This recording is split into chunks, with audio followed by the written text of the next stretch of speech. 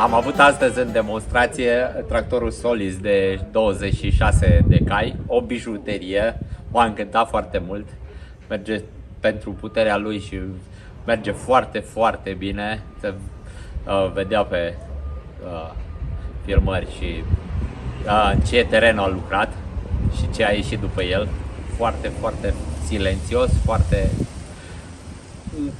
manevrabil, o bijuterie.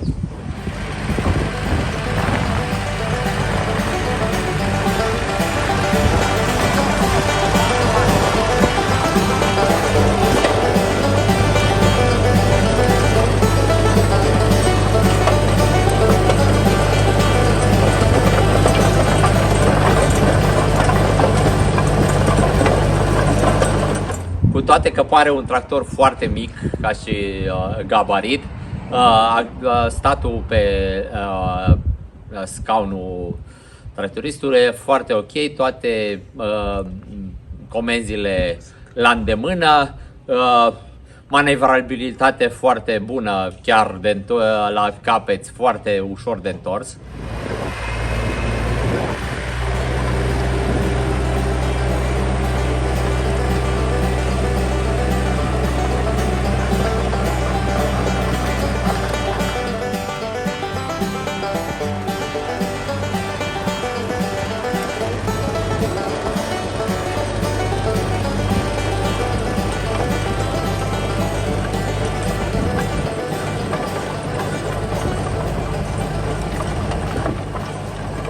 Despre tractor. Tractorul are încărcătorul frontal ridică 500 de kilograme,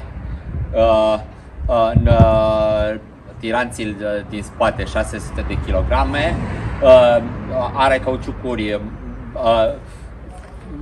late, o amprentă foarte bună pe sol, înseamnă că tracțiunea e foarte bună, ați putea să faceți, mai ales pentru legume, pentru frezat, pentru lucrări ușoare, e foarte, foarte bun. Cum am mai spus, manevrabilitate foarte, foarte bună, te întorci pe el foarte ușor la capeți, nu îți trebuie o suprafață mare de întoarcere, aproape îl întorci pe loc. Și ceva contra? Ce ați găsit? Un punct minus?